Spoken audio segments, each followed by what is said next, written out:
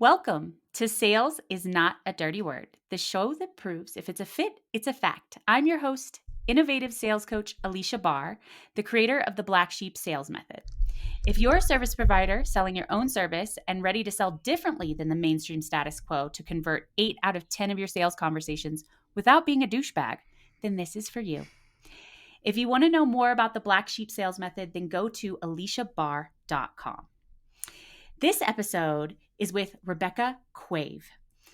She's an internationally recognized spiritual teacher whose wisdom and gentle warmth helps people worldwide connect with their deepest peace, purest love, and most expansive joy as they live their soul truth. Her natural gifts include activating you to your highest truth, receiving and transmitting frequencies that create profound shifts quickly, and easily and sharing intuitive wisdom and guidance that is both transcendent and practical. Rebecca's work is the missing piece for so many because it's not a mindset, positive thinking, or good vibes band-aid. It catalyzes a deep, lasting, organic shift in your state of being.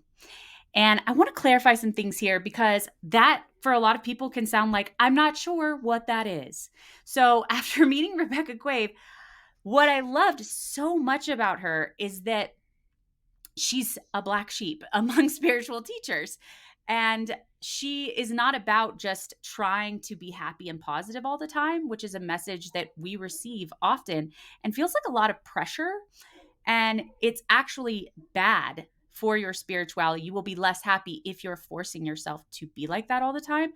And that message was incredibly powerful for me to learn from her. And she's also, didn't really choose this life. This life kind of chose her. So she had two little kids and all of a sudden had this massive spiritual awakening where she just was like, could see beyond the veil, if any of you are familiar with that term, and like couldn't unsee it and had to integrate it into life with two small children. I have two small children. I cannot imagine if I was seeing like the world beneath our world while I had my two children, it would be a lot. So I like to think of her as a spirituality integration specialist. So you don't need to like sit in a cave and, burn incense, as Rebecca likes to say, or like go, meditate for 14 hours a day to be spiritually awakened. You can have a regular life with material things that you love and enjoy and also be deeply fulfilled. And so with that, I'm so excited to have you here, Rebecca. Let's go. I Thank you. Welcome. yeah, I'm so tickled to be here.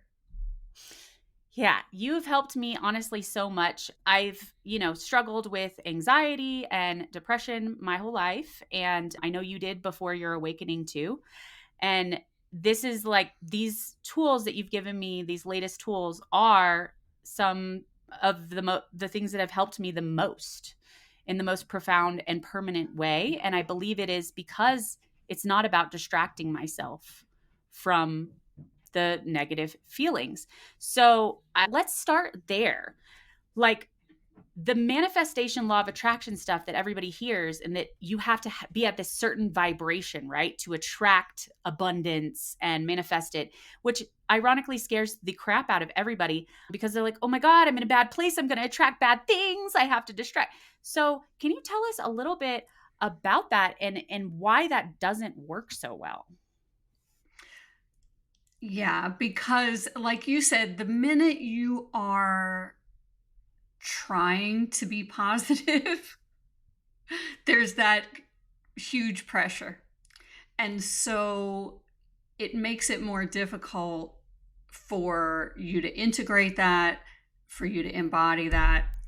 And it brings a focus to force, for one thing. Mm. And what brings things into being in your reality and into being created is ease, is flow, is openness. So you immediately start to close yourself off the minute that you're saying, oh, I need to feel this way, but not that way.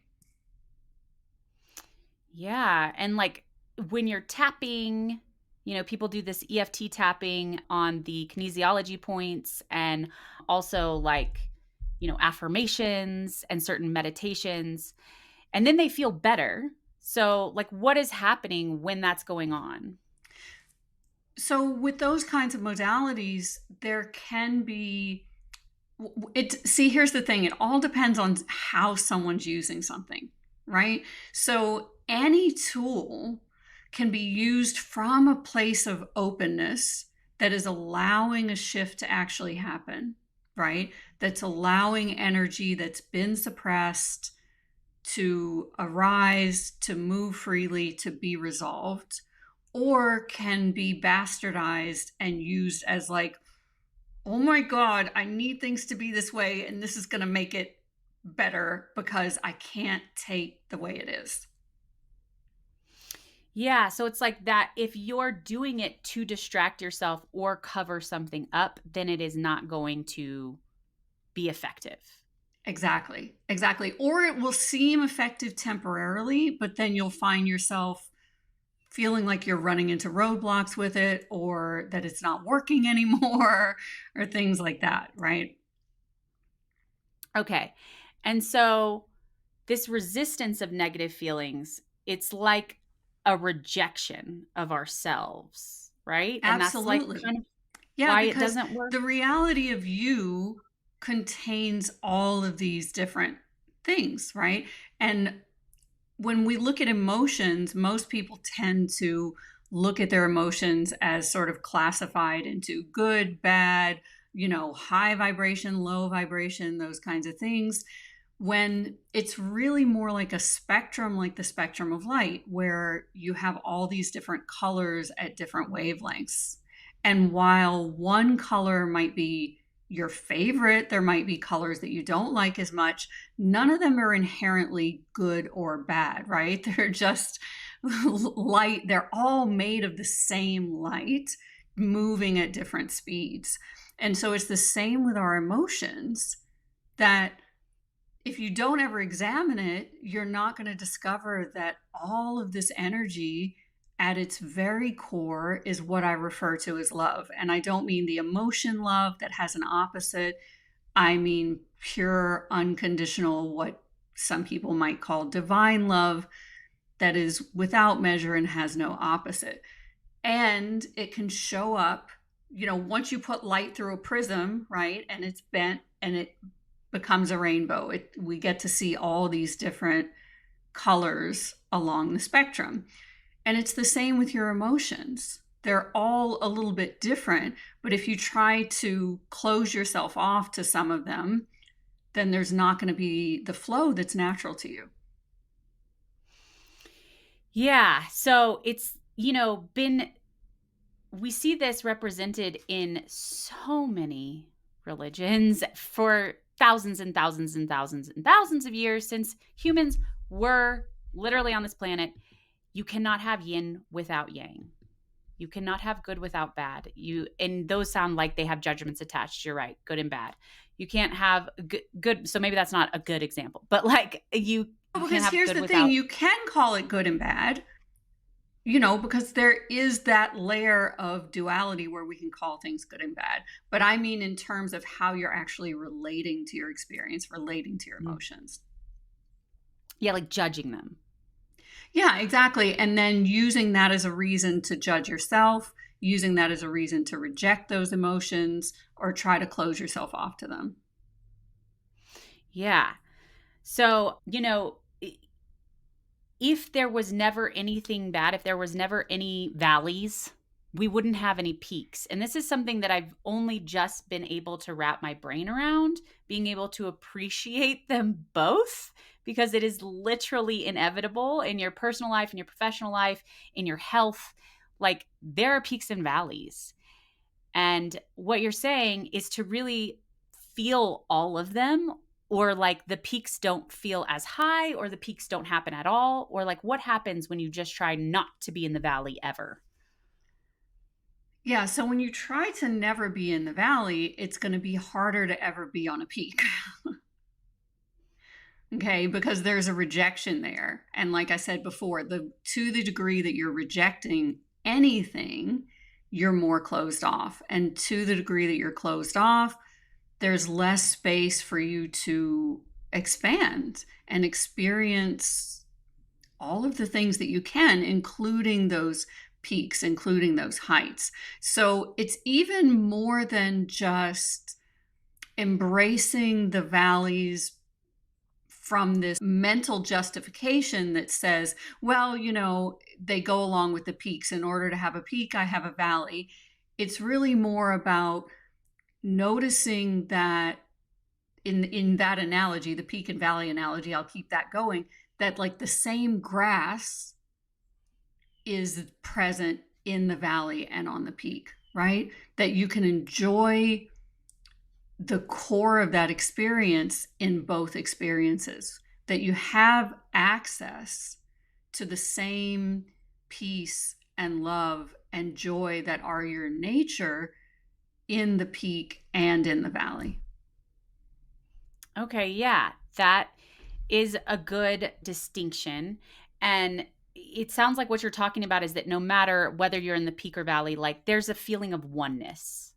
Like that's that love feeling is like we're all the same, it's all the same, none of it is different. And when you can truly live in that, none of it is scary.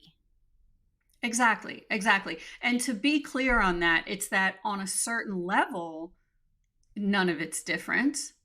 And at a certain level, it's all very different, right? Because then we get into when people try to apply that on the mental level, then we get spiritual bypassing, right? Then we get everything's an illusion. And it's not on the physical level. It's not. Yes, I do appreciate being able to, not trying to invalidate anybody's feelings, not feeling great. Like that's valid. It's the core of it is it's really, I mean, I think that anybody who's been extremely anxious or sad or anything like that, it almost feels like sometimes if you let yourself go into it, if you release yourself into it, like you might die. I don't know. Like Oh, there's sure. like I've been there. Yeah. yeah. And so there's something liberating about when you realize that you're totally not going to die if you lose yourself into it, and actually you'll be able to process it. So there's like a release that happens when you feel it and you don't judge it and you don't resist it. Is that Yeah, accurate? exactly. Exactly. It's sort of a demonstration of the idea that the way out is through, right? And meanwhile, people are trying to have the way out by stopping, turning around, going back the way they came. Yeah, it's like you can only stuff so many negative feelings down and cover them up with positive ones so many times before it just starts leaking out of you. Well, it's like wallpapering a fly. Oh, I haven't heard that metaphor before. That's because I made it up. Oh, okay. Well, it's a good one. Yeah, the fly's like still buzzing under there. And it's like, no, don't look. So, I mean, I grew up in a household where toxic positivity was the way. Like choose happy. It's a choice. It's your fault if you're not happy. It's your fault if you're having negative emotions. Don't talk about them. Don't acknowledge them. That makes them real. Let's talk about the positive sides of everything. So, as a child, it definitely felt like I was invalidated and dismissed constantly, and almost like a shame for any kind of negative feelings. And that is such a popular concept today, still. Like, is it America specifically that's obsessed with happy? Or, like, why is the spiritual community so obsessed with happy? Like, first of all, it's not a destination, and we all know that. But like, there is Exactly. this obsession with happy as a constant. Yeah, so that's because fundamentally it is something that we always have access to, right? Our natural way of being is uh, mm, it's a peaceful equanimity that's something a little more delicious than what most people even mean when they refer to happiness, right? Mhm. Because depending on how somebody's using the word happiness, you could either say that somebody can be happy all the time, or that happiness is something that comes and goes. And what you can be all the time is something a little deeper than happy, right? But in either case, the way to that is not through well, here's this list of things that we're going to ban and outlaw and not experience and ignore and reject and shove down. Yeah. And I mean, there's also this rejection of the mind. Like, we're so, like, our minds take us on a wild ride, like the wildest horse that's just bucking everywhere, and you have like no control over this horse. And, I saw a funny video the other day of someone crying, saying, oh, me getting upset about all the stories I made up in my head about whatever Yeah. scenario. I mean, like, it's like conspiracy theories about ourselves that we then believe. And so there's this, from the spiritual community, this drive to get rid of your ego. Yeah, which is something an ego came up with. Right? Because from the truth of you, there's no reason to need to destroy anything. The deepest reality of you has no beef with your ego, has no beef with your mind, because even though neither of those are the totality of you, that doesn't make them wrong or bad, right? They're just incomplete. They just are a particular thing. They are what they are. So, with your mind, for example, I've run into plenty of people in the past where, they've done a lot of spiritual seeking, and exactly what you referred to, there's this sense of like, oh my God, I'm supposed to quiet my mind. My mind is my enemy, all of that. And they get to me with their mind like tied to a chair with duct tape on its mouth. And you know what that leads to? Then it's like shaking the chair and rattling around and making even more noise, right? Trying to like jump the chair across the floor to get free. But the truth is, your mind wants the same thing you want. Your mind wants the same thing everyone wants, which is love. And it tries to get there by taking on a whole list of responsibilities that don't actually belong to it, that are outside of its realm of capabilities. And that's how we run into this, monkey mind phenomenon that people complain about. It's basically your mind gets the idea that in order to prove itself to you and earn your love, part of what it needs to do is fix your life, plan everything out for you, watch out for every possible danger, keep you safe, fix everything, right? And that's just not what it's built for. It cannot do things that it hasn't already experienced before. So when it gets this idea that like, okay, where we're going next is my responsibility, especially if you're someone who is an entrepreneur or creative or whatever, those frequently go together, right? And you're on the brink of creating something new, your mind's just going to start to seem like it's sabotaging you, so to speak, or going in circles. And it really isn't. You don't ever work against yourself. It just has a misunderstanding about what its responsibilities are in order to be enough to prove itself to earn your love. So, as surprising as it may sound, the way out of this is to start cultivating a habit of offering your mind love. Okay, so like, what does that sound like or look like? It's however you offer something love, right? So if one of your kids was in the room right now and that child felt like it's not aware that it has your love, right? And is trying to prove yourself. I mean, the image that comes to my mind is like when you take the kids to the pool, right? And the kids are like, watch this, mom, watch this, mom, right? And you're Yeah. like, oh my God, I thought we came here to relax. Yeah. Right? It's that same kind of thing. They're trying to prove themselves to earn your love. So how do you offer that love? Okay. Right? So, And it I mean, can't be definitely. fake. It's not, yes, I love you. Yes, whatever. Please stop it. Leave me alone. I love you. I love you. Leave me alone. It has to be genuine from your heart, an open embrace of love. Yeah, I remember when you explained this to me first, and you have a way of personifying different elements, and it's like a personification of your mind. And we are so mean to ourselves in our minds, and we kind of hate our minds for all of the things that they're saying and doing about us. And if you think about it as a person, people don't act in a positive way when they're constantly receiving hate. So it makes sense that like your mind's like, wait, what can I do? What can I do to get rid of this hate? Let me just do more work. Let me put in more work. And to think Exactly. that we can just say, like, hey, thank you for everything that you've already done. I realize that you're trying real hard.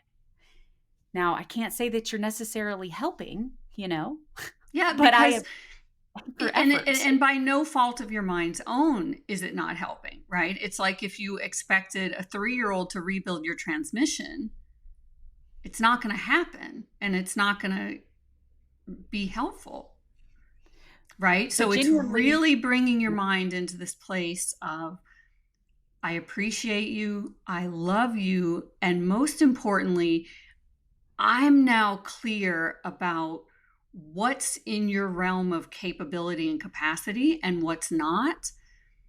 And I want you to put your feet up, relax, have a spa day, and I'm going to let you know when I need something that is something that's in your realm of capability. right. And when your mind starts to chatter, that's a sign that it just needs some reassurance. Exactly. It's a signal that it is trying to take on more than what it's actually able to do. And it's doing that. Why? To help you, to fix things, to protect you, all in order to prove itself to earn your love. And so it'll stop chattering when you just let it know, like, I really appreciate your effort and your intention. And it's really kind of you to show up and try. And you're making it worse by trying. I really appreciate you trying at the same time.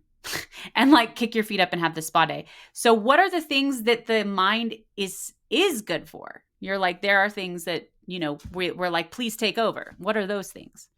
I mean, recalling and classifying information, doing calculations, all of these kind of things, interpreting information to some degrees. So it's like the difference between asking a calculator to do a mathematical calculation or asking a calculator to write poetry.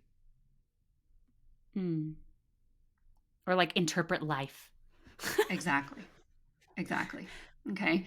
So when we determine what that root need is and meet that, then everything that's being done to try to get that just falls away.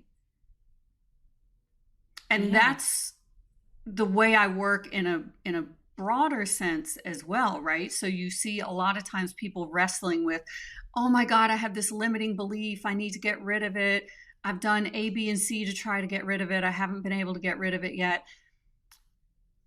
But it's like trying to take a blankie or a pacifier away from a kid who believes they need it. It's going to be a struggle. It's going to be a fight. You're not going to take it away. They're going to like find it. The image that comes to me is one time, this is a different thing, but I once caught my son in the middle of the night. I had taken his computer away for something and he's on his belly, army crawling Oh my into my God. room to try to get the computer from the closet, right? Like, So again, if you believe you need it, you will go to whatever lengths to keep it. And so this is not self-sabotage. We don't sabotage ourselves. We don't work against ourselves, but we do misunderstand what's going on. So when there's a belief in place, for example, that's not helpful to you and that you haven't been able to, quote, free yourself from, it's about getting to the core of the purpose that serving and giving yourself that, so that then the need for the belief falls away. Could you give us an example? Sure. So let's say that somebody Yeah, believes that they have to work a ton of hours in order to make money. And yeah, if they're not working really hard and it's not like kind of painful and a little miserable, then they don't deserve the money. If it's easy, they don't deserve it. Or they don't yeah, trust that they got it or something, you know? yeah. And they're going So to lose it. depending on the person, what's at the root of this could be all different things, right?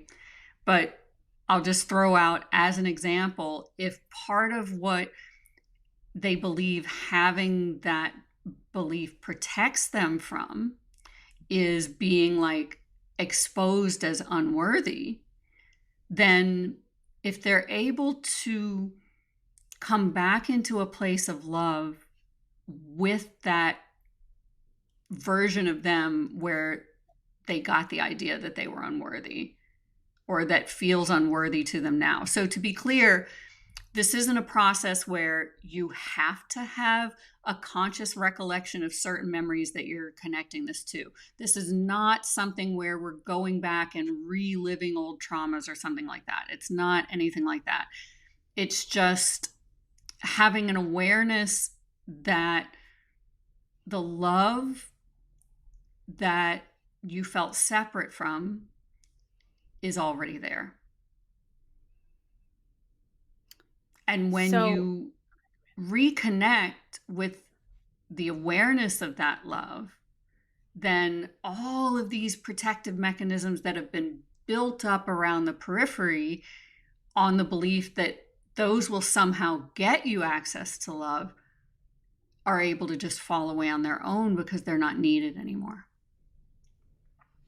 okay. So it's kind of like, ooh, I really want to get into that party. And so I'm going to try to do all this stuff to get into that party. I'm going to like try to chat up the bouncer. I'm going to try to scale the wall. I'm going to try to dig a tunnel.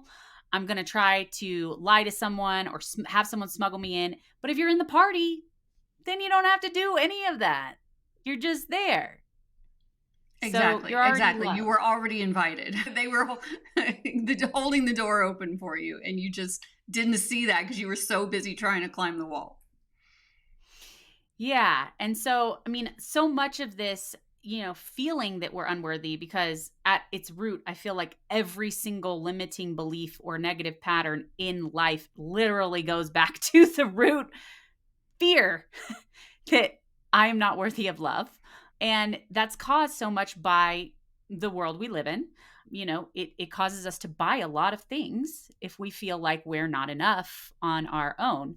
And it causes us to exert a lot of effort that creates things for other people, wealth and status and all kinds of things. So when you understand that that has been manufactured falsely, there's some relief in that you didn't come out as a baby like that. Like, I look at my son thinks has no question that he's loved. He's 20 months old, and there's such a peace and safety to that I would love to preserve for him his entire life, but it's totally unrealistic because he's Right, going to interact exactly. he's going to interact with all kinds of people and advertisements and shows that basically communicate the message that you need more. Yeah, Or and I mean that's a big root of it for sure, right? There's so many things Mhm. going on there, and it does all come back to this root of the difference between believing that we're separate from love versus realizing and being consciously aware of and embodying that we are love. And so obviously that's an inside job. That's not something that anybody can do for anyone else, right? As much as it's sweet to think that you could help give that to your children, you can't. You can help them cultivate it within themselves. Yeah. And I hope that this is resonating for you guys and you feel like you have some way of getting there, of having this just bone deep realization that when you say love, I think of oneness. Like there's no opposite from it. It's like a unity kind of feeling that you might have felt at some point in your life, whether it was like in church or praying, or sometimes people do a lot of plant medicine and feel this for a temporary period of time. But I just love the idea that like you for anyone who's listening, like I didn't like crying. It made me feel like a weak person, and not liking that version of myself was not doing me any favors. And so what you're saying here is to love that version of yourself. And when you do, it dissolves. Like all of the negative feelings around it dissolve. And I've experienced it firsthand that the way out is through, and it does dissolve when you just show it love, appreciation, and empathy as if it was a personified human. Yeah, exactly. It's that openness and availability to, and it's really a curiosity as well, right? And when you get curious about about your experience, rather than immediately judging it, dismissing it as like what you said about, well, if I'm crying, this means blah, blah, blah. And so I'm going to reject that. I'm going to do whatever I need to do to try to make sure I don't feel that way, so that that doesn't happen, so that that's not my identity, so that weak is not who I am. And so Mm-hmm. the minute that that sort of gets interrupted and called into question, and curiosity and openness is brought to it, there's space for the whole thing to start to open up. Because the truth is, we by nature are already self-harmonizing, right? That's our natural state, is harmony.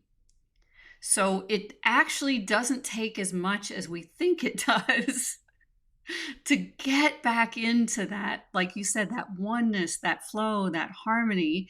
It's more a withdrawing some of the effort that we're already putting in, that's layering on other things. And the initial key to that is that openness and curiosity and space. Yeah. And this is really different from what I it's different from anything that I've ever heard before from people. Usually it is about reframing or digging up your limiting belief and like papering over it with a new belief, or Yeah. reprogramming yourself basically. And all those things are like tricks and stuff. Yeah, they are. And so that's why it's hard for it to be lasting, right? So the work that I do with people is a shift that happens on and plays out on every layer and level of your being. So mental, emotional, physical, spiritual, because that's how a real shift happens. And I'll give you an example of the difference between, like, trying to make yourself have a different belief versus these real shifts. So one thing that was kind of funny in the years as what we talked about before unfolded for me, I went through a divorce, I was on my own with my kids, but then in the interactions with my ex-husband, like years later, something would happen where, let's say there was a change of plans, for example. So we're having a conversation. He tells me this. I'm like, yeah, okay. And I noticed that in his energy, he's like bracing himself. He's like, and I'm like, what's going on? And I ask him like, oh, are you okay? Everything's okay. And then he says to me, yeah, I just didn't expect you to react that way. And it was Like so flexible. normal and natural at that point for me to be flexible and open and, whatever, that it took the reminder from him for me to even remember, like, oh yeah, I'm sort of like seeing this movie in my mind of the Rebecca that, like, the fury was about to be unleashed. Right. And that this Because was of going to be plan a big change. issue, and there was going to be a whole emotional drama about it, right? So it's not about trying to make yourself have different thoughts, different beliefs, different behaviors. It's about shifting your state of being so deeply that, since that is the source of your mindset, that is the source of your beliefs, the source of your behaviors, all of those shift. Yeah, it's like a beingness, and it sounds like so much comes of it from a lack of judgment and a lack of resistance, and that is hard sometimes for people to conceptualize how that could look.